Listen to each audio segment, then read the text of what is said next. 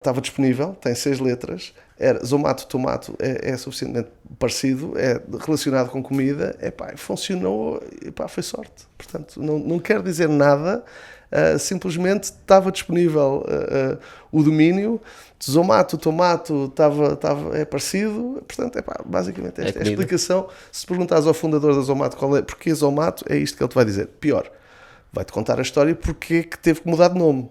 Porque a empresa chamava-se Foodie. Ainda bem que não vem cá para Portugal com esse nome, porque aí era uma desgraça. Ou funcionava muito bem em termos de PR. Não sei. Certo. Mas tivemos alguns problemas com o nome Foodie, porque era Food eBay, e aí tivemos que mudar. Tenho que explicar assim pausadamente, que é para as pessoas perceberem.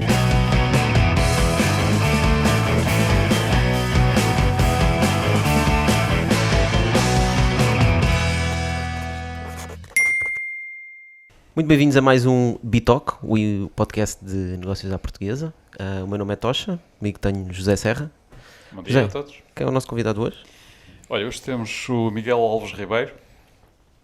Não é, Miguel? É sim, senhor. O Miguel já fez muita coisa. Já fez traduções e legendagem. Foi diretor de vendas da Portugal Telecom. E hoje está à frente de uma empresa que toda a gente conhece, que é a Zomato, onde neste momento acumula as funções de Country Manager em Portugal, com a responsabilidade pelo crescimento da empresa na Europa. Certo. Miguel, se calhar antes de saltarmos para o famoso Zomato, vamos começar um bocadinho do início. Como é que te meteste em traduções e legendagem? Conta-nos lá a tua história. É assim, isso é como todos nós, não é? Acabamos a faculdade e queremos ganhar algum dinheiro, ou ainda estamos na faculdade e queremos ganhar algum dinheiro, e foi isso que eu fiz. Portanto, no início da minha carreira profissional, vamos lá chamá-la assim, eu achei que gostava muito de ir para a praia, gostava muito de fazer o meu surfzinho de vez em quando e queria fazer alguma coisa que me desse liberdade. Então, ir buscar umas traduções e levar para casa e fazer aquilo no meu timing era a coisa perfeita. Portanto, acho que isso foi a primeira experiência profissional que eu tive. Como estudei nos Estados Unidos e falava bem inglês e escrevia bem inglês, então era relativamente fácil para mim fazer as traduções e legendagens. Mais ainda, era quase tudo de ouvido, então aquelas mais difíceis que não tinham script e que ninguém queria pegar naquilo, eram aquelas que eu gostava. Portanto, acho que isso foi uma primeira experiência profissional gira que eu tive, acho eu. Mas é engraçado. Anos. É engraçado porque eu tive exatamente a mesma experiência profissional. Foi? Também a fazer traduções e legendagem, e de facto isso permite uma grande liberdade de ação, não é? E ganhar uns trocos para depois fazer umas viagens. E acima de tudo, gerir o nosso tempo, não é? Porque eu podia fazer aquilo à noite ou a qualquer horário e conseguia ter a minha vida mais ou menos organizada para estudar, para fazer aquilo que era importante para mim. Portanto, acho que foi uma boa experiência e foi giro. E depois dás logo o salto para vendas? Sim, a primeira, não sei se isso está no meu histórico todo, mas a minha primeira experiência em vendas foi numa empresa de produtos de cabeleireiro. Portanto, eu tinha um routing na zona mais ou menos onde eu morava, a zona de Cascais e a zona de Oeiras até a Ericeira, e a minha vida era exatamente isso, era visitar os cabeleireiros todos daquela zona e vender os produtos que nós tínhamos, e acho que aí eu ganhei aquele gostinho pela venda e aquele gostinho de criar a relação com as pessoas. Muito jovem, muito verde ainda, mas acho que foi aí que eu comecei a ganhar aquele gosto por... Quer dizer, eu venho de uma família comercial. Portanto, o meu pai comercial, a minha mãe sempre com lojas, com comércio. Portanto, eu já venho de uma família que tem essas características. Portanto, acho que segui aquele caminho que acho que para mim era mais natural. O que é que tiras desse tempo das vendas? Porque era um tipo de vendas completamente diferente do que tu fazes hoje em dia, não é? O que é que tiras dessas lições de ir bater à porta dos cabeleireiros? São vendas completamente diferentes, não é? São. Essa era mais organizada. Acho que mais tarde, quando vamos para a PT e temos... Hoje ainda somos um núcleo de amigos bastante fechados que trabalhamos nas telecomunicações. Portanto, o pessoal das telecomunicações ainda é um grupo bastante fechado. Isso é que realmente me deu uma maneira diferente de estar. porque isso é que era bater porta a porta, porque nós lançámos, eu não sei se você, eu sou velho, já estou a fazer 45 anos este ano, pronto, estou a ficar já. E não sei se vocês se lembram, mas na transição do que era a internet normal para a fibra, havia a primeira a lançar a fibra em Portugal, não foi fibra, era bom, por cabo coaxial, foi a Netcabo. Portanto, eu lancei a Netcabo cá em Portugal, portanto, foi das primeiras equipas a lançar a Netcabo cá em Portugal. Então, essa era a nossa vida, era vender internet a pessoas que nem sabiam o que era internet, nem nós sabíamos se eles tinham um computador em casa, íamos lá bater à porta e olha, seja o que Deus quiser.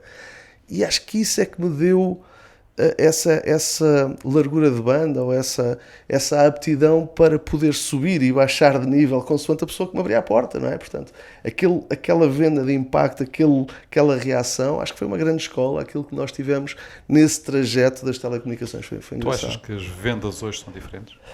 Epá, eu já falámos sobre isto várias vezes, eu já tive várias vezes e com várias pessoas a ter esta discussão. E lá está, nesta conversa se calhar vamos saltar para a frente e para trás no tempo, porque eu acho que faz algum sentido. Uma das coisas, nós entretanto saí das telecomunicações e vim para este mundo digital, e o mundo digital era muito vendido de forma digital. Mas aquela escola que nós tivemos nas telecomunicações, eu acho que o mix das duas coisas é aquilo que fazia sentido. Quando nós temos um produto que queremos implementar no mercado, mas que as pessoas ainda não são early adapters, têm alguma dificuldade a fazer essa transição do que é analógico para o que é digital, eles precisam de ajuda, precisam de alguém que lhes dê a mão e que lhes explique quais são as mais-valias.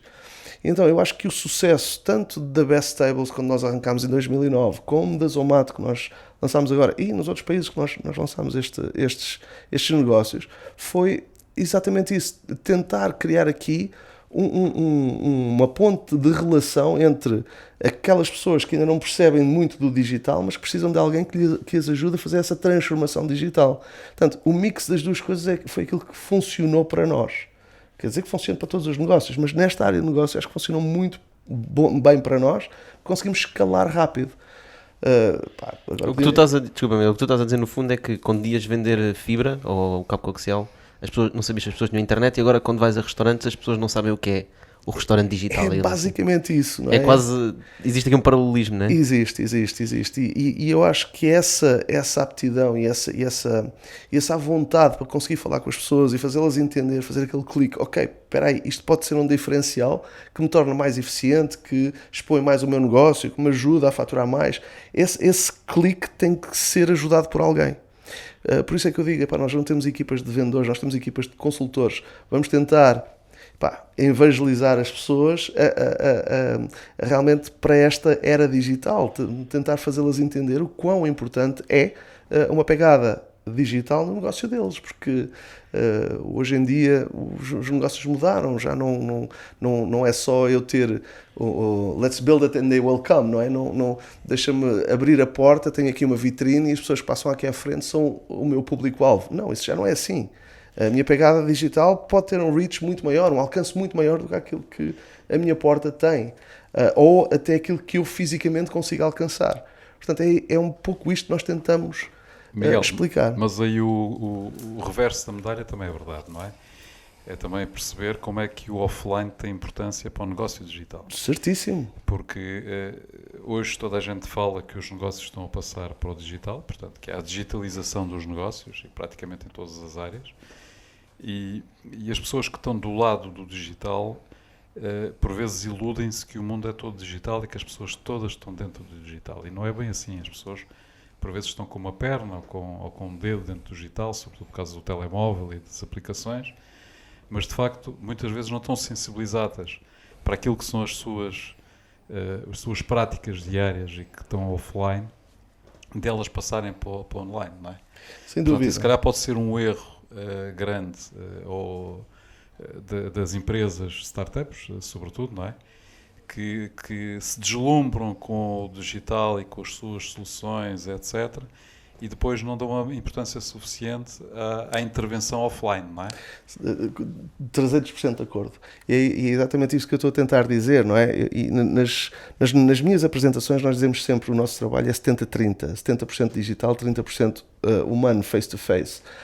Porque é preciso esse offline. Nós não somos ninguém se nós não conseguimos dar a cara. Nós temos que ajudar as pessoas porque as pessoas não são 100% digitais. E realmente eu faço mentorship em alguns dos programas que existem cá, da BTI, Startup Lisboa, etc. Ainda ontem estive na Madeira, no Madeira Retreat, no Startup Madeira Retreat, e acho que há muito essa percepção. Vou construir uma aplicação e as pessoas vão encontrá-la por si só e isto tudo vai funcionar sem eu ter staff, sem eu ter pessoas. Não é assim, não é? Não é assim, é muito trabalho, é arregaçar as mangas, são muitos cabelos brancos ao longo do ano, e é um bocado isso, porque eu acredito, e estamos a fugir um bocadinho ao tema, não é? Mas nós não temos tema deixarem, aqui. Nós não temos tema. A gente segue. Aqui o que acontece é que existem muitas destes negócios digitais que estão a aparecer hoje em dia, que são ideias brilhantes. E as ideias são todas ótimas. Agora, implementá-las é que é difícil, não é? Ir on ground, ir à rua e ganhar o mercado e fazer as coisas acontecer e, ao final do dia, quando se monta um negócio, não é só para ter coisinhas giras e botõezinhos que funcionam e, ao final do dia aquilo tem que dar dinheiro, ponto.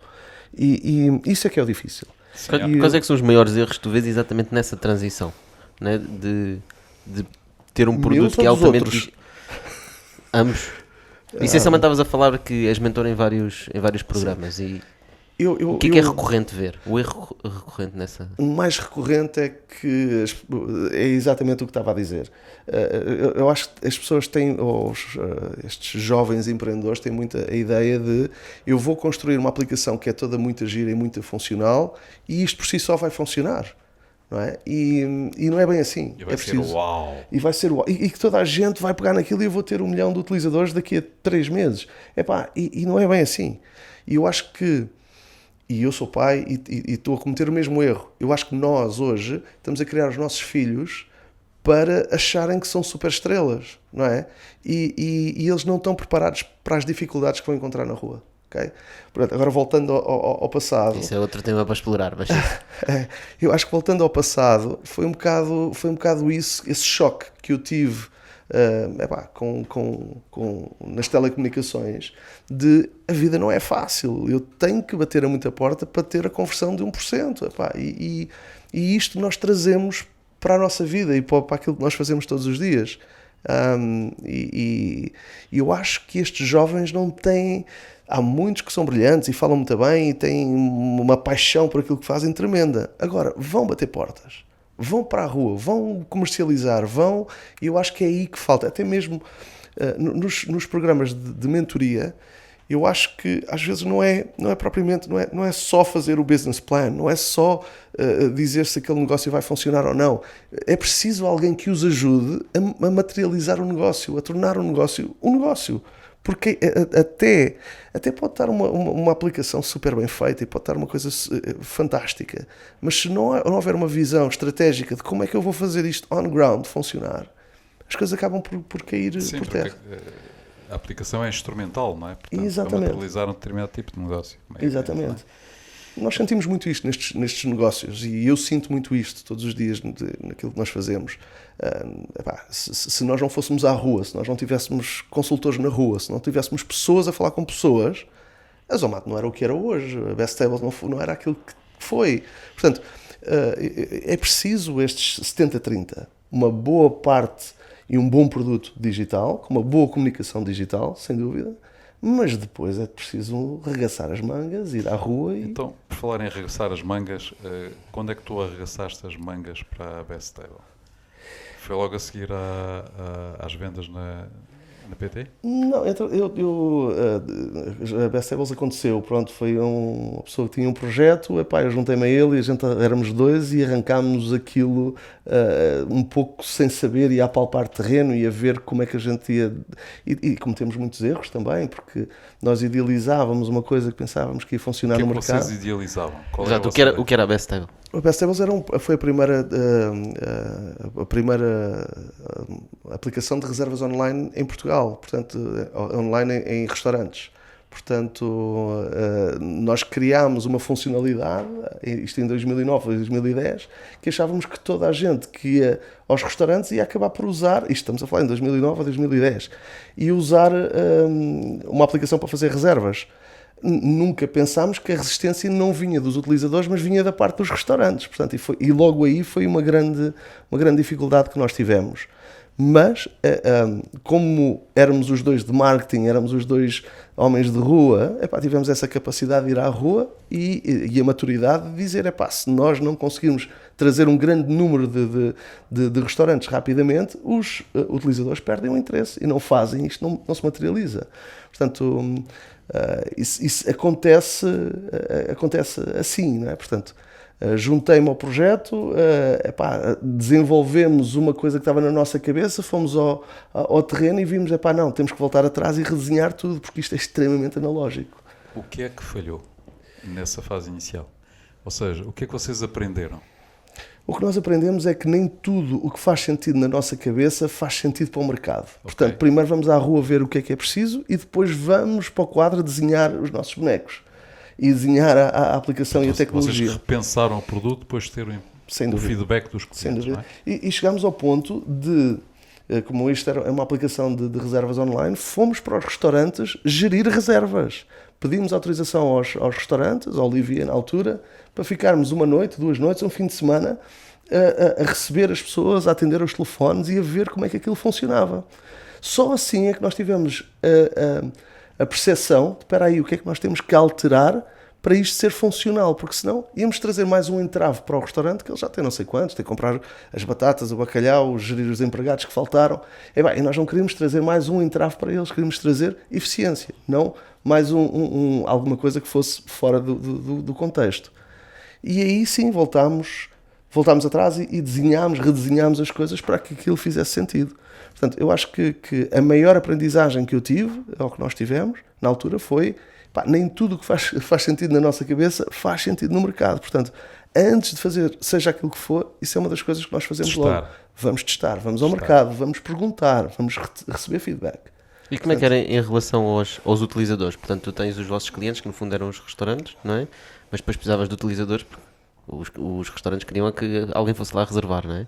Portanto, vocês também tinham que ter uma estratégia digital, que eram os tais 70-30 estavas a falar. Essa era a parte mais fácil para nós, porque éramos os dois de comunicação. Portanto, isso aí era aquilo que para nós era fácil, ok? Um bom PR, uma boa estratégia de digital marketing, a gente consegue lá chegar e conseguir escalar as coisas. A parte difícil era angariar o restaurante que fosse suficientemente interessante para os utilizadores voltarem, não é? A haver recorrência. Não é? Portanto, aí nós entendemos perfeitamente. A parte da comunicação não nos fazia confusão nenhuma. Interessante. Fazia-nos confusão era o resto. Sim, a parte da comunicação pode não fazer confusão, mas tu, para angariar os utilizadores para a aplicação, tinhas que fazer aquilo que se chama de comunicação para o utilizador final, não é? E, como a gente sabe, isso custa muito dinheiro. Eu não devia dizer isto, mas vou dizer, não é? Era relativamente fácil, porque nós cobrávamos por cada pessoa que ia ao restaurante. E esse dinheiro era reinvestido em comunicação. Portanto, nós tentámos gerir, e depois lá está.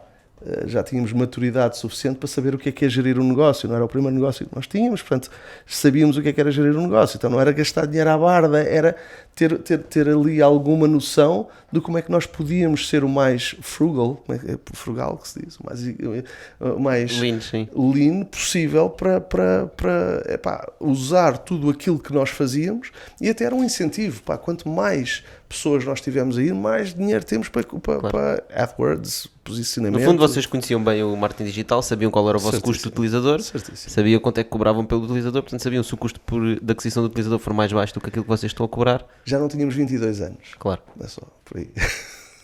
E depois de vocês redesenharem a solução, portanto, os utilizadores era piece of cake para vocês? Não. Mas, não digo, em termos de desafio, não é? Sim. Mas depois de redesenharem a solução e foram ter com os restaurantes, depararam-se com alguns, digamos, pensamentos mais tradicionais que seria difícil de de incutir-lhes que a necessidade de estar online, não é? Depois veio a fase 2, não é? Que era os no-shows, que era gerir pessoas que faziam reserva e acabavam por não aparecer. E Portugal são restaurantes relativamente pequenos, não é? Não tem 100 mesas. Era um grande tem impacto 30, para eles. Era um impacto. 4 pessoas não aparecer, era um impacto no negócio que era complicado. Como é que resolveram isso?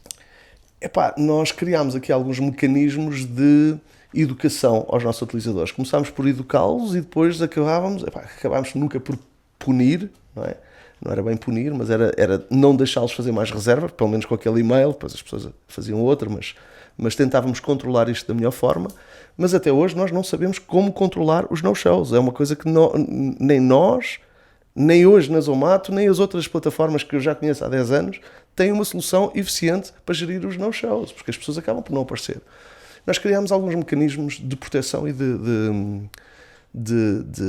vamos lá, de alerta. Portanto, meia hora antes ou uma hora, já não me lembro se era uma hora, se era meia hora, mandávamos um SMS para a pessoa a dizer: olha, não te esqueças, tens a tua reserva às não sei quantas horas no restaurante XPTO.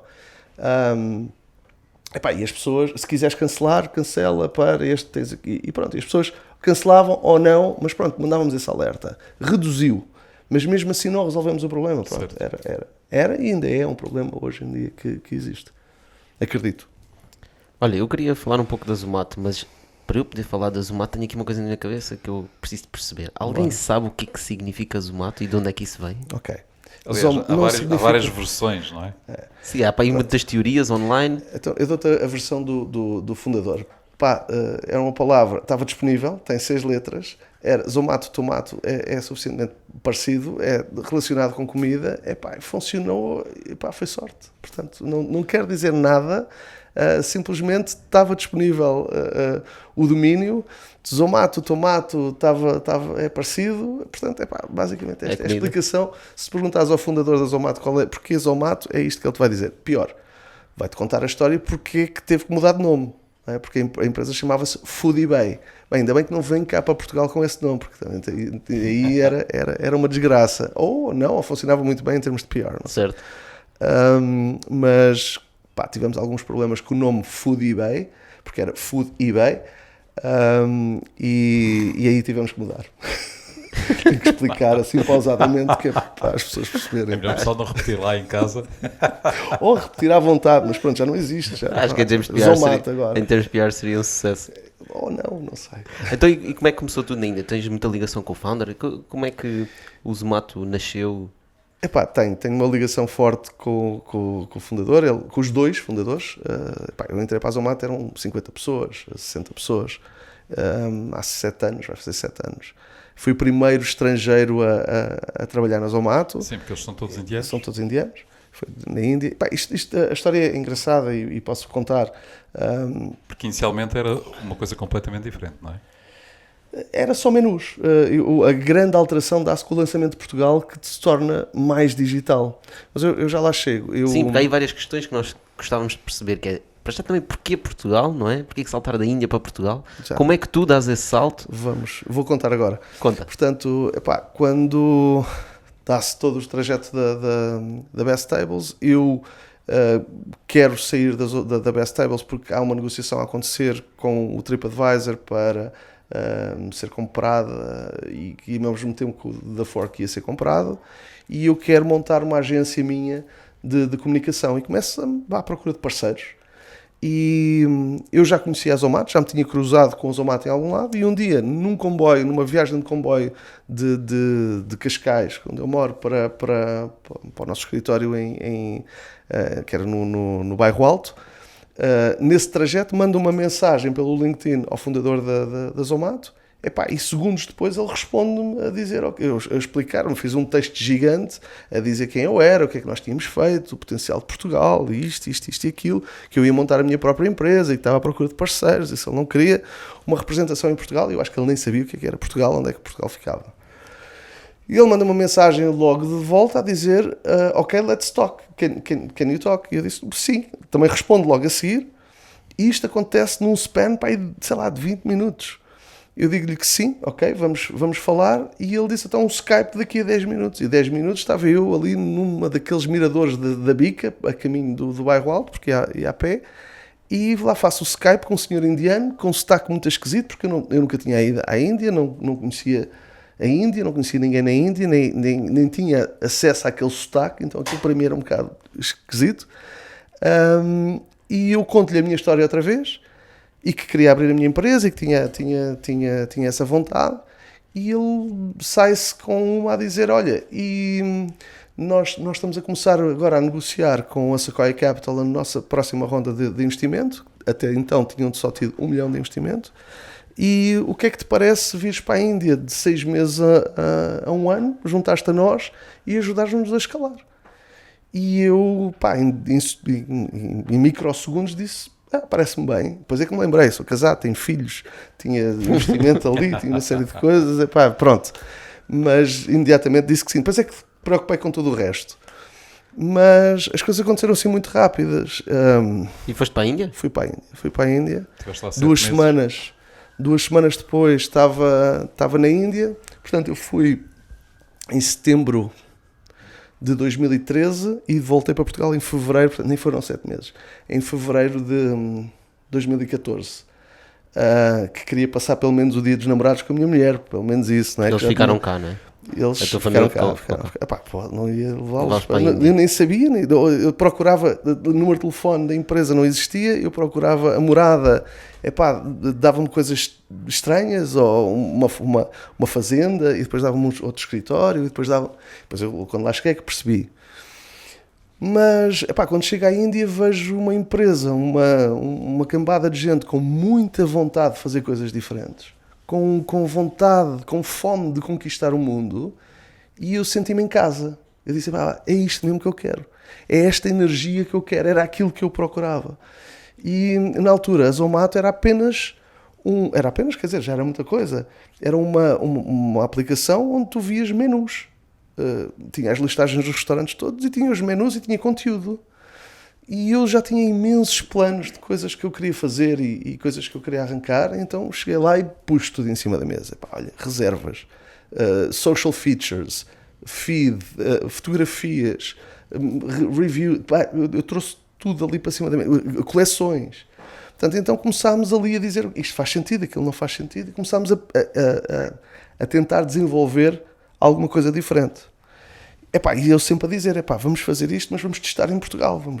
Portugal é o campo certo para tu testares, porque, Como vinhas das telecomunicações, tinhas aquele fit que as telecomunicações normalmente testam coisas em Portugal. É assim, é lógico, não é? Porque somos a entrada da Europa, se tudo der certo, estamos virados para a Europa, temos os Estados Unidos, temos a África, temos ali de portas abertas em todo lado. Se falhar, também ninguém nota. Dimensão de certo, não é? Portanto, eu acho que fazia todo o sentido. Então, andei muito tempo a vender essa ideia. E começamos logo a pensar, começámos a pensar em 3, 4 países logo de seguida, porque conseguimos uma ronda em novembro de 2013 de 37 milhões da Sequoia, foi a primeira grande ronda que nós tivemos, e eu já estive envolvido nessa... Logo assim? Logo assim. Então saltaram de 1 milhão para 37? Logo. Grandes números. E... Eu nessa ronda já estive envolvido. Mas podemos falar um bocadinho sobre isso. Como é que tu justificas uma empresa saltar de 1 milhão de investimento, que havia de ter 4, 5 milhões de avaliação, para angariar esse dinheiro e tens que ter uma avaliação de 100 e... O mundo é muito grande. Quando tu fazes um business plan a dizer que vais conquistar o mundo e que vais contratar pessoas aqui, ali, vais para o Brasil porque vai acontecer o Mundial e nós temos que lá estar, e vão estar lá não sei quantos milhões de pessoas, e vamos para a Inglaterra, para a UK, porque as empresas, a Yelp está a perder tração lá e nós temos que ir para lá. Portanto, nós tínhamos justificação. A história muito bem definida, não é? Estratégia. Tínhamos um plano de expansão internacional muito bem justificado. Portanto, não foi difícil, não foi, quer dizer, é sempre claro. Difícil, é sempre difícil. E depois de feito parece mais fácil. Mas aí sim, temos dinheiro na mão e agora temos que mostrar que realmente estamos a fazer. Então fomos para a UK, fomos para abrimos a Turquia, abrimos o Brasil, abrimos Portugal. E agora, Portugal era ali o HQ, porque fazer tudo da Índia era muito complicado. Agora, ter aqui um launchpad que fosse mais próximo, ajudou-nos imenso. Portanto, Portugal serviu como esse launchpad para todos para os outros países todos da Europa, porque tínhamos pessoas muito boas, eu já tinha pessoas da minha confiança que acabei por trazer para a Zomato. Conhecia também muita gente que tinha capacidade de fazer. E depois, naquela altura, estamos a falar em 2014, estávamos a sair da crise e ainda havia muita gente com muita vontade de fazer muita coisa, mas que ainda conseguimos contratar a preços relativamente ok. Hoje é completamente fora de questão, mas naquela altura as pessoas aceitavam, tinham a visão para ver o projeto a médio prazo e apostavam. Portanto, eu acho que isso ajudou-nos imenso. Encontrar as pessoas certas, ter este launching pad que nós tivemos de Portugal para poder expandir. Portanto, essa história de Portugal foi extremamente importante. Então vocês montaram uma equipa cá, em Portugal? Montámos uma equipa com algumas pessoas portuguesas, 7 ou 8 pessoas portuguesas, e depois trouxemos pessoas de várias partes do mundo. Das Filipinas, da Indonésia, da Turquia, da Índia. Trouxemos várias pessoas para fazer os lançamentos. Mas que tipo de pessoas é que eram? Vendas? Desenvolvimento? Não, era um pouco de tudo. Da República Checa veio uma miúda que era de conteúdo, de content marketing, mas veio fazer DCing, o que nós chamamos de DCing, data collecting, ou seja, com o mapa na mão, rua a rua, para fazer o levantamento, porque era aquilo que nós precisávamos. Nós criámos o que nós chamamos um launch team, uma equipa de lançamento, uma equipa que sabia fazer isto, ou estava a aprender para fazer isto em qualquer parte do mundo. Agora, eram pessoas que tinham, se calhar, uma capacidade acima da média, porque podiam replicar isto noutros países. Miguel, eu sinto que a tua experiência anterior foi fundamental. Foi fundamental. Tu tens cap table na empresa? Tenho. Tens participação, ótimo. Agora diz-me uma coisa, como é que a Zomato ganha dinheiro? A Zomato ganha dinheiro em vários países, tem respostas diferentes, mas posso falar aqui de Portugal. O que é que nós temos? Nós vendemos posicionamento e visibilidade aos restaurantes, portanto temos vários produtos neste conceito, portanto vendemos muito à semelhança do Google, vendemos cliques, vendemos posicionamento, vendemos visibilidade ao restaurante. Okay. Temos produtos como o Zomato Gold, que é uma subscrição e já business to consumer. Dentro do Zomato Gold é um produto... O que é o Zomato Gold?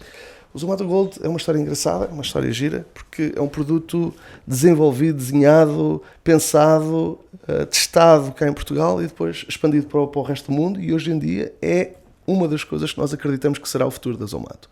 O Zomato Gold é um programa de subscrição que começou por ser um red carpet. Subscrição por parte do utilizador. Do utilizador.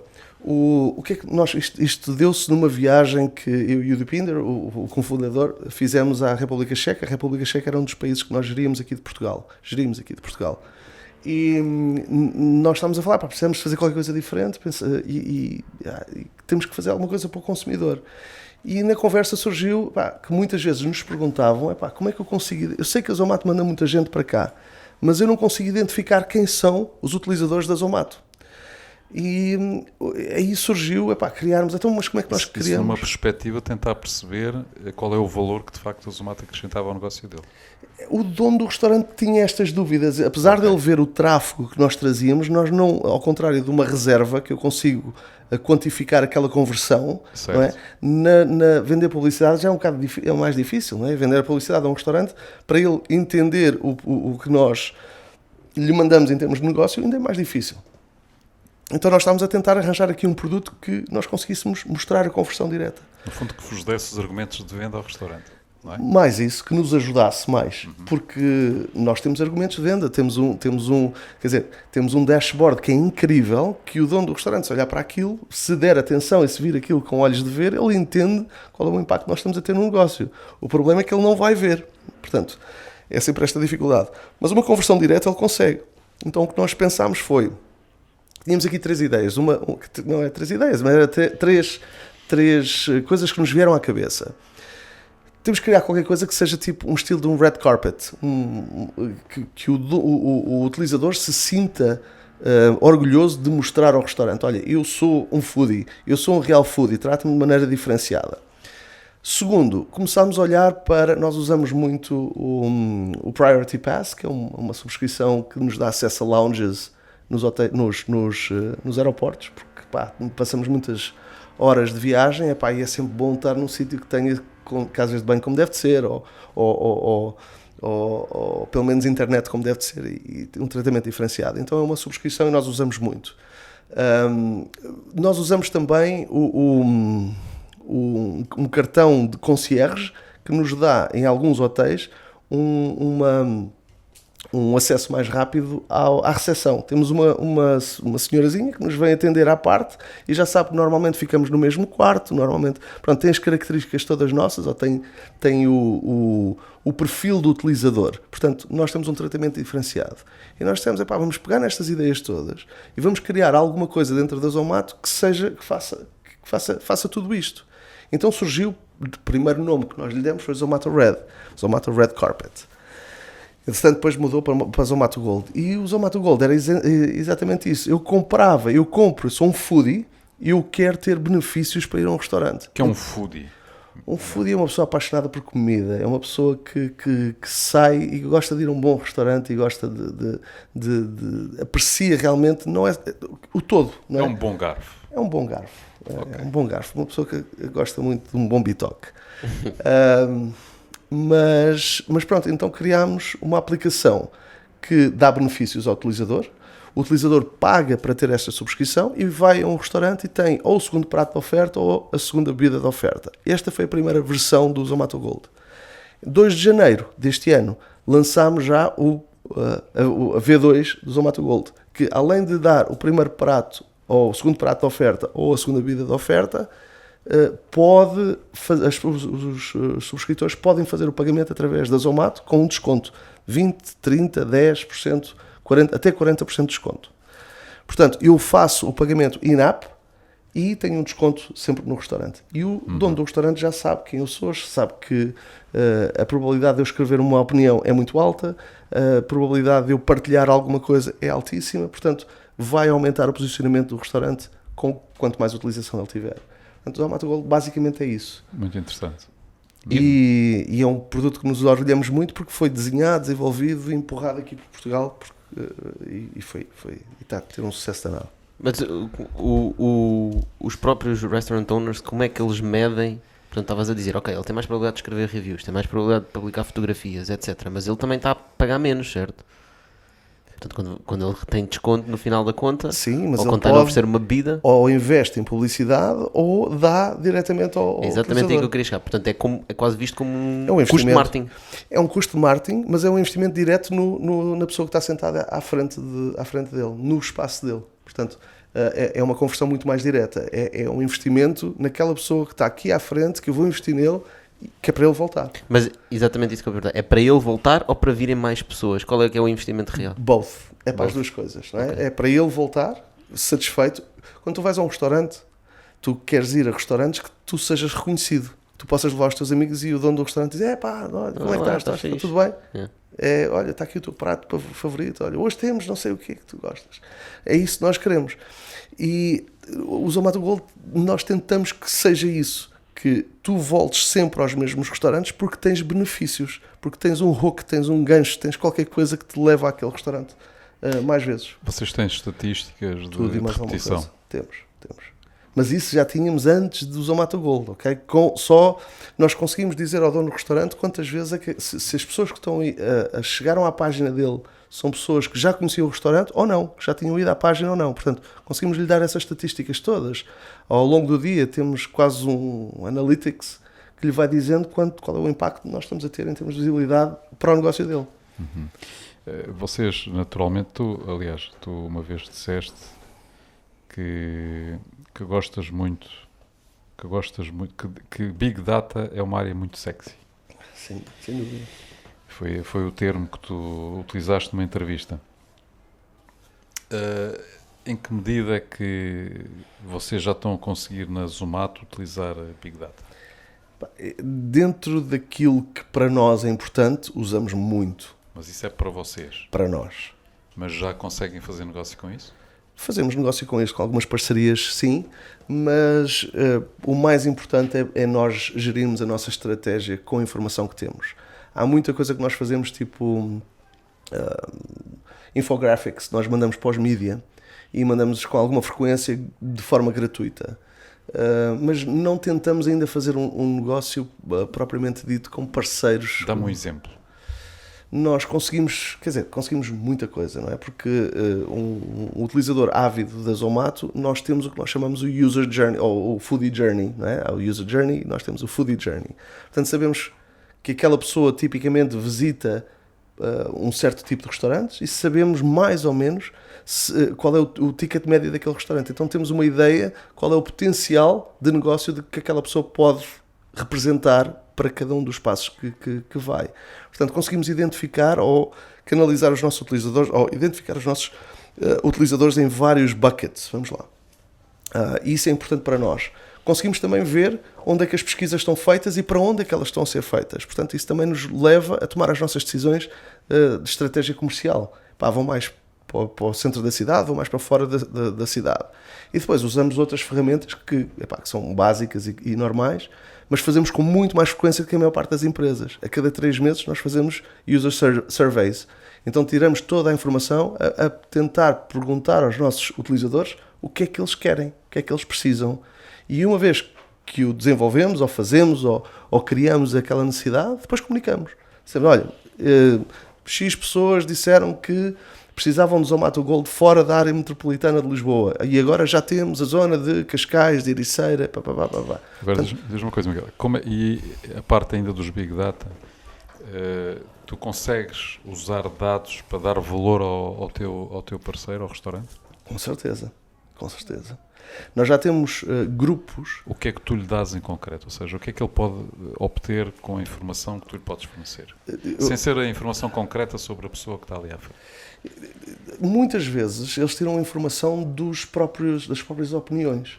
O que é que não está a funcionar? O que é que está a funcionar? Acho que essa triagem que nós tiramos. E como isso é simples, isso é direto. Não tem a ver com Big Data. No que diz respeito à informação, nós sabemos se os restaurantes à volta estão a ter mais impacto, conseguimos dizer, olha, tu tens um sushi aqui, mas o que está a resultar aqui mais à volta é comida tradicional portuguesa. Portanto, nós conseguimos dar mais essa informação se houver essa necessidade. Portanto, não é uma coisa que nós fazemos com muita frequência. O que nós fazemos é o contrário. Quando há grupos que querem abrir um restaurante numa zona específica, muitas vezes, já algumas vezes, nos vêm perguntar, olha, nós queremos abrir uma hamburgueria nesta zona. Quantas hamburguerias é que existem e qual é o impacto que tem nesta região? E nós conseguimos dar esses dados e damos com alguma frequência. Portanto, no fundo, para ajudá-los a escolher o que é que seria mais... No fundo, até para dizer, eu quero abrir um restaurante nesta zona. O que é que eu devia vender? Pizzas, hambúrgueres ou sushi? Nós conseguimos fazer isso. Nós conseguimos dizer em cada uma das regiões qual é o tipo de restaurante que existe e que tem mais visitas naquela zona e quais é que não existem e que se calhar deveriam haver. É uma adivinha, não é? No fundo, não sabemos se é verdade ou não. E até conseguem dizer qual é que é o poder médio de compra dos clientes com aquela zona, não é? Com certeza, isso aí dizemos. Portanto, daí tu falares que o Big Data é o futuro, esses são os planos de expansão da Zomato pelo mundo? Acho que é mais para nós tomarmos as nossas decisões do que propriamente levar aos restaurantes essa informação, ok? Acho que nós organizarmos e a manipularmos a informação que nós temos para a direcionar na estratégia comercial, ou na estratégia de comunicação, na estratégia de marketing, ou até na estratégia de expansão, ajuda-nos imenso, ok? Agora, levar isto até ao restaurante ainda não é uma coisa que está nos nossos planos. Nós ainda estamos a tentar aprender com Big Data o que é que para nós é importante. Quer dizer, nós já sabemos quais são as métricas que nós queremos tirar dali, mas todos os dias estamos a aprender coisas novas. Mas qual é que é a vossa missão no Zomato? O que é que vocês querem que as pessoas façam? É o quê? Ajudar a descobrir restaurantes? Ajudar Essa é a os missão. restaurantes? Nós somos uma plataforma de descoberta de restaurantes. Nós queremos te ajudar a que nunca tenhas uma má refeição, não é? Que te ajudar a tomar a decisão onde é que tu podes ir comer todos os dias, baseado na opinião das outras pessoas. Portanto, os maus restaurantes têm medo de vocês? Os maus restaurantes têm que melhorar, eu acho. Medo de nós ou não, não deviam ter medo, deviam tentar ter a capacidade profissional de olhar para o que é que está mal e corrigir. Eu acredito mais nisso do que ter medo de nós. Exato. Nós podemos ajudá-los a melhorar, é só Claro, eles quererem. claro. Miguel, isso faz-me levantar uma questão que é: em que medida é que todas estas plataformas digitais que existem, e são várias, não é? Tu já estiveste envolvido em 2, portanto, e há muitas outras, não é? Em que medida é que elas estão a influenciar o negócio dos restaurantes? E para onde é que nós estamos a caminhar?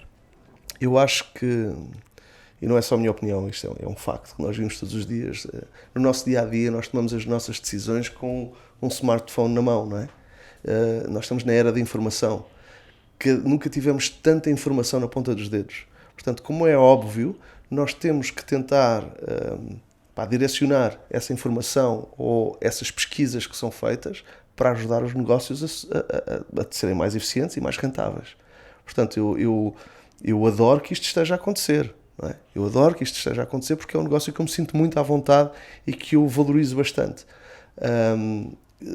Mas eu com algum cuidado vou dizer isto, mas acredito que se qualquer negócio não tiver uma pegada digital, cada vez menos há de ser relevante, ou há de ser, ou pelo menos, não vou dizer relevante, vou dizer, se calhar não tem a notoriedade que deveria ter. Sim, mas aí estás a olhar para a componente de promoção. Sim, E até de conhecimento. Agora, em termos do próprio menu do restaurante, por exemplo, isso tem influência? Tem, porque então, isso aí vou voltar atrás, há uns anos atrás com a Best Tables, e dou-vos um exemplo claro. O Henrique Sapessoa tinha um restaurante pequeno que se chamava o Alma, agora é um restaurante grande e já tem estrela Michelin, é diferente. Mas ele tinha 36 lugares, ok? E ele tinha um menu que ele dizia que era um menu de degustação low cost, ok? Mas como o Henrique Sapessoa aparecia na televisão, como as pessoas o conheciam, como era um chefe conceituado, as pessoas acabavam por não ir ao restaurante dele porque tinham medo do preço, apesar dele se posicionar como um menu de degustação low cost. Nessa altura a Best Tables veio desmistificar um bocado isto, porque nós punhamos o menu também online. Okay? Ou seja, não era do preço, eles tinham medo era que houvesse falta de qualidade por o preço ser baixo, é isso? Não. Do preço mesmo. Eu tinha medo de ir a um restaurante, eu não, mas as pessoas tinham medo de ir a um restaurante do Sapessoa e pensar, espera aí, é demasiado alto para a minha carteira, ou é demasiado caro para a minha carteira. Okay. Deve ser, não é? Deve ser, é a percepção. E hoje em dia eu tomo decisões muito mais acertadas, e, aquele restaurante é caro ou não, vou ver o menu e vou ver se dá para mim. Okay? E já vou preparado. Portanto, eu acho que sim, os menus, as tabelas de preços, hoje que existem online, ajudam as pessoas a tomarem decisões muito mais informadas e muito mais concretas do que antigamente. Sim, mas continuamos a falar de informação. Eu estou a falar em transformação. Ou Disrupção. seja, em que medida é que as aplicações digitais influenciam e mudam o negócio do próprio restaurante? Podem mudar, no que diz respeito ao nosso negócio, pode mudar porque conseguem ver nas opiniões se há pratos que funcionam ou há pratos que não funcionam. Okay. Mas aí já tem um bocado a ver com a percepção e até o trabalho do restaurante de trabalhar a informação que tem. Sim, mas isso eles também veem todos os dias, o que é encomendado, o que não é? Mas às vezes eles não têm, nem se dão ao trabalho de ir ver, fazer essa análise. Uhum. As análises para eles é se faturei ou não faturei, se tenho estoque ou se não tenho estoque disto ou daquilo. E eu acho que essa transformação digital, mais uma vez... Até porque as pessoas cada vez querem mais simplicidade, não é? Não querem chegar a ver um menu de 50 pratos e depois não sabem o que é que vão escolher. De todo, mas nós já vimimos isso. Nós já vimos restaurantes que tinham imensos pratos e agora reduzir e têm 5 ou 6 opções porque não vale a pena, não é? Isso também há outras opções aí, há restaurantes que Mas isso é uma tendência, não é? Tu cada vez vês mais restaurantes mais especializados numa determinada... Portanto, com um leque de escolha mais pequeno e mais especializados naquilo. Se vires, isso acontecer tipicamente em grupos ou pessoas que saíram de grupos hoteleiros, porque eles já fazem essa análise, Big Data, mais uma vez. Eles olham para os dados e conseguem tornar tudo mais eficiente. Porque lá está, ter um restaurante não é só... Eu também tive um restaurante no Brasil enorme e cometi imensos erros. E foi uma experiência que eu não quero voltar a cometer, pronto, realmente são variáveis completamente diferentes daquelas que eu estou habituadas. Eu prefiro bits a átomos, portanto, não vale a pena. Eu prefiro estar a tratar de coisas que são virtuais do que estar a tratar de coisas físicas propriamente ditas. Acho que tenho mais de jeito para isso. Mas Podes acho fazer que, comida virtual. e depois, não cheira, não toca, não sabe, não é por aí. Não é Por enquanto. Depois, qualquer dia, né? já se muda. Mas é um bocado isso. Eu acho que as pessoas têm que olhar até para aquilo que compram para saber, quer dizer, o menu começa tudo no menu. O que é que eu quero no meu menu? E o meu menu vai ser aquilo que vai gerir o estoque que eu vou comprar. E vou comprar mais carne desta, mais carne daquela. Porque é que eu vou comprar um leque de coisas que se vão estragar, porque é tudo produto perecível, não é? E a eficiência deixa de existir. Eu acho que ainda há um repasso a dar na área da restauração. Acho que tem que haver uma integração entre as nossas aplicações de food tech, com a parte externa, com a parte de gestão de stock. O que é que está a ser encomendado e o que é que eu vou ter que encomendar. E essa informação tem que ser muito mais visível. E ainda não está lá. Nós tentámos há um tempo atrás lançar o que nós chamámos o Zomato Base, que basicamente era um POS onde tinha toda a informação de a pessoa fazia a encomenda e aquilo estava completamente ligado à minha gestão de estoque, à cozinha e dava tudo mais. baixa, etc. Dava baixa de tudo e conseguia dar, dados, estás a vender mais disto do que aquilo. Dava dados incríveis, mas ainda acho que fomos cedo demais para o mercado com esse produto, então não foi valorizado o suficiente e tínhamos outras guerras pela frente. Mas eu acredito muito que os restaurantes têm que ir para essa direção, têm que se tornar mais eficientes, mais sustentáveis, mais organizados, mais inteligentes nas escolhas que fazem, porque só assim é que se vão tornar rentáveis. Hoje em dia estamos a falar de margens extremamente pequenas, não é? Especialmente nas grandes cidades. Portanto, eu acho que a análise da informação, a análise do Big Data, a análise da gestão de estoque deles e das coisas todas, eu acho que tem que ser olhado. E também tens outra tendência que antigamente, quando as pessoas iam ao restaurante, portanto, iam aos restaurantes das zonas, não é? De onde eles viviam, iam ao restaurante que eles já conheciam. E cada vez mais, há bocado estamos a falar dos foodies, cada vez mais as pessoas são mais foodies, né? As pessoas querem experimentar coisas diferentes e não querem ir àquele restaurante onde eu vou sempre, hoje vou comer isto, amanhã vou comer uma coisa completamente diferente no mesmo restaurante, não é o mesmo feeling de ires a um restaurante específico que só faz aquilo, não é? E as pessoas procuram coisas novas. As pessoas também procuram o que é que tu comeste, o que é que foi diferente, qual foi a experiência que tu tiveste. Eu quero ter a mesma experiência que tu tiveste. Eu comi um bife incrível naquele restaurante de XPTO, então eu quero ir comer aquele bife. Então eu acho que isso acontece muito. Por outro lado, ainda ontem eu estive na Madeira, e com muita vontade que eu tenho de poder lançar Funchal, a Madeira, aquela região toda, há certas zonas que não faz sentido. Porque quando são zonas extremamente pequenas, tipicamente as pessoas já sabem onde é que vão, não vão usar uma app, aquilo é relativamente pequeno. Perguntam bem. Nem eu perguntar, eu já sei, não é? Eu já sei, eu tenho 300 ou 400 restaurantes, e eu tipicamente vou a 10 ou 15. E são sempre aqueles, e não preciso de uma aplicação para me dizer. Estás a falar do utilizador local, não é? O utilizador local. Por exemplo, no caso da Madeira tens muitos turistas, não é? Mas lá está, a Zomato é uma aplicação feita para foodies locais. Não é? Portanto, se eu for ao TripAdvisor, eu vejo que é ótimo, não é? Pronto, é isso que eu ia agora perguntar. Como é que é competir com um gigante como o TripAdvisor? Temos dois mercados completamente distintos e era isso que eu ia explicar. O TripAdvisor são turistas a escrever para outros turistas, que tipicamente andam só ali naquela região.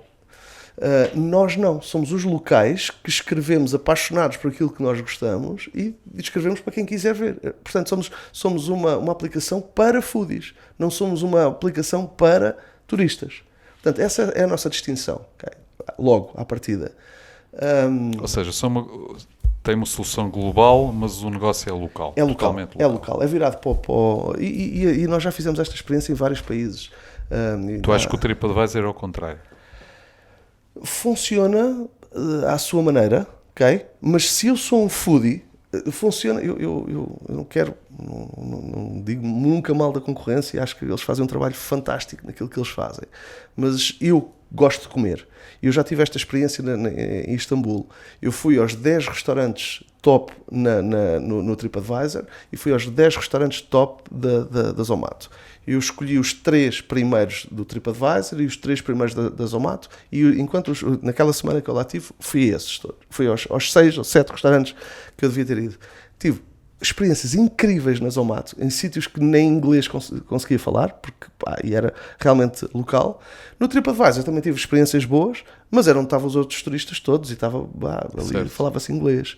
Portanto, esta é a nossa grande distinção. Não é? Uma pessoa que seja apaixonada por comida encontra coisas mais genuínas na Zomato. Não quer dizer que não encontra no TripAdvisor, provavelmente também encontra, mas o posicionamento da Zomato é exatamente esse. É o local a falar para quem quiser ouvir. Interessante. Portanto, esse é o posicionamento, é aquilo que nos distingue um do outro. Boa, por acaso não tinha essa ideia, é interessante, não tinha essa visão desse mercado. Já que estamos a falar desse mercado todo, portanto, o mercado em geral, não só o que o TripAdvisor faz e o Zomato faz, há muitas pessoas que nos ouvem que são empreendedores e estão a fazer empresas na área. Tu tens algumas dicas, oportunidades, coisas que tu vejas que está na beira, há problemas a resolver e oportunidades que podem ser agarradas? Eu acho que o que nós sentimos aqui em Portugal é que realmente estas aplicações funcionam. Portanto, se alguém dentro da área de restauração, alguém quer abrir um restaurante, eu acho que tem que estar tem que ter um posicionamento digital, claramente. Eu trabalharia com todos para ver qual deles é que me dá impacto e que não dá impacto. Há realmente uma procura. As pessoas tomam realmente muitas decisões agarradas ao telefone. Vejam no vosso escritório hoje, quando nós entramos, não sei quantas pessoas é que usam a Zomato, não é? E olham para a Zomato antes, até podem não escrever nada. E se calhar é a nossa grande maioria. As pessoas até não escrevem, mas usam para pesquisar, para tomar as suas decisões. Portanto, estas novas tecnologias, estas novas plataformas digitais estão a fazer com que pelo menos uma camada bastante interessante de pessoas use e direcione para o negócio. Portanto, eu diria, olhem para... É lógico que também estou aqui a puxar um bocadinho a brasa à minha sardinha, mas faz todo o sentido, porque eu não tomo nenhuma decisão e quando eu olho para as pessoas à minha volta, podem ser tudo pessoas muito, muito idênticas, mas são pessoas que se calhar têm uma disponibilidade financeira acima da média e que realmente usam este tipo de... Não vou àquele restaurante só porque passei à porta e é giro. Até posso tomar esta decisão uma vez ou outra. Mas antes de ir a um restaurante eu vou fazer uma pesquisa. Vou saber o que é. Como antes de comprar uns ténis, ou antes de comprar isto, ou antes de comprar um carro, ou seja aquilo que for, eu vou fazer uma pesquisa. Estamos na era da informação. Portanto, isto... Miguel, estamos aqui a falar, obviamente, de empreendedorismo e de estratégias de empresas e como é que a gente pode abordar o mercado, etc. Tu já pensaste lançar a tua própria startup? Como é óbvio, é uma ambição. É uma ambição que tenho, sim. Ainda não arrumei as botas, não acho que ainda tenho muito para dar e acho que há aí muito mercado ainda por explorar. E sim, acho que é uma ambição que eu tenho, como é óbvio. Que tipo de mercado é que tu vês para explorar em geral? Portanto, há muitas coisas para fazer, não é? Que tipo de áreas é que tu achas que são interessantes ou que te excitam ou que tu achas... Há muitas, não posso falar nenhuma em específico, mas eu acho que há muita coisa e como nós estamos sempre a pesquisar onde é que estão as necessidades atuais e quais são as próximas tendências mundiais e nós também temos muita informação até dos nossos investidores, porque os nossos investidores estão sempre a olhar para a frente, não é? Eles estão há 5 anos, há 10 anos à nossa frente, ou pelo menos tentam estar, não é? E tentam fazer alguma análise daquilo que vai ser o futuro daqui a algum tempo. Portanto, acho que há muita coisa para fazer em muitas áreas. E Portugal acho que temos um país magnífico, temos um país fantástico, temos... E acho que esta parte do turismo que tem, se calhar, um impacto tão grande na nossa economia, não é? Nós olhamos para a nossa população, nós somos um país deste tamanho. Tudo bem que temos toda a Europa aí à nossa frente, mas o número de pessoas que nos visitam todos os dias de outros países tem que ser explorado de uma forma diferente. E eu acho que já se faz muita coisa, mas ainda há algumas áreas de negócio que o turismo ainda não é tocado. E há também outras áreas de negócio que realmente ainda não... Sentes que há mais oportunidades cada vez? Como é óbvio. Ou menos oportunidades? Porque existe aquela teoria de já está tudo inventado, já não conseguimos fazer mais nada, mas também existe a outra que é, à medida que nós vamos inventando tecnologia e soluções, vão aparecendo mais oportunidades para resolver mais problemas. Eu acho que é difícil inventar coisas novas, mas é possível fazer coisas melhores do que aquelas que existem. Okay. Ou pelo menos abrir o leque. E eu acho que é aí que que se tem que apostar. A tecnologia vai mudando ao longo do tempo, não é? E aquilo que funcionava há 10 anos atrás, se não evoluiu, e há muitas empresas que não evoluíram, se calhar tem que ser reinventado, ou tem que ser repensado. Se calhar a mesma área de negócio, a mesma estratégia, mas com uma tecnologia mais recente, com uma funcionalidade completamente diferente. Eu costumo dizer isto no Torma Chef e ao Deepinder, e nós temos algumas discussões em relação a isto. Ele continua a achar que as pessoas escrevem e deixam e escrevem. Não, para mim, estamos na era do click and swipe. Eu não quero ter trabalho, tiro uma fotografia, faço um vídeo, swipe ao lado e acabou. Escrever alguma coisa, não me peçam. Faça assim ou assim, tudo bem.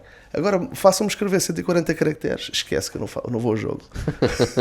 Portanto, eu acho que é um bocado isso. Não é? Nós ouvimos aí quais são as aplicações que estão a funcionar. Vimos um TikTok a crescer estupidamente. Não é? Nem sabia curto, rápido. Click and swipe. Yeah. Não é? Portanto, eu acho que hoje as aplicações têm que sofrer essa transformação. Não sei se é transformação, tem que mutar, pelo menos. Tem que deixar de... Se calhar, mais uma vez, vamos começar a chamar algumas aplicações mais analógicas e outras mais digitais, ou umas mais atuais e outras menos. Eu acho que isso tem que acontecer. Há um tempo atrás eu conto esta história muitas vezes. Mas isso pode tornar muitos negócios efêmeros, não achas? Pode. Porque vamos atrás de uma moda ou de uma...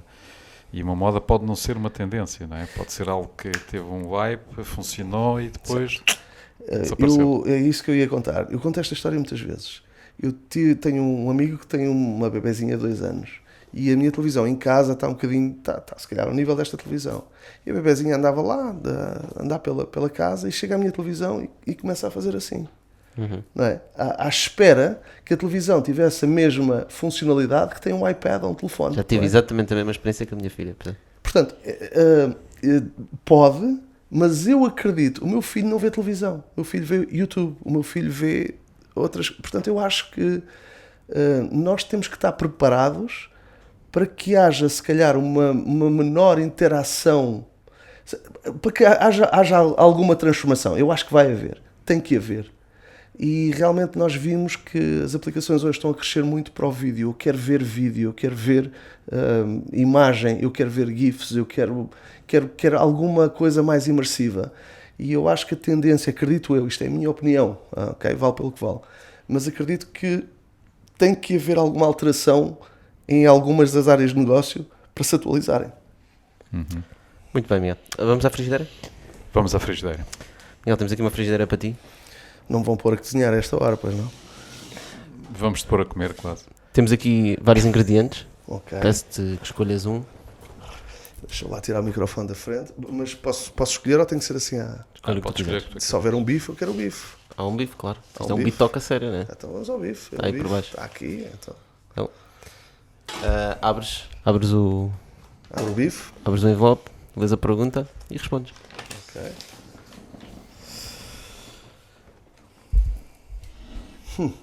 Numa reserva para 2 no restaurante, quem gostarias que fosse o teu plus one?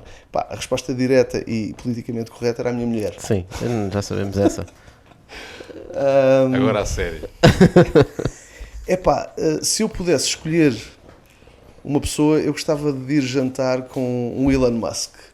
Com uma pessoa que está a tentar meter as pessoas em Marte. Que está tão mais à frente do que aquilo que nós estamos. Eu teria uma das duas pessoas que eu me gostaria de sentar. Elon Musk pela parte à frente que ele está, ou um Bill Gates pela humanidade que ele está a tentar trazer e por aquela paixão que o gajo tem de parar uma semana a cada 3 meses para se retirar e ler não sei quantos livros.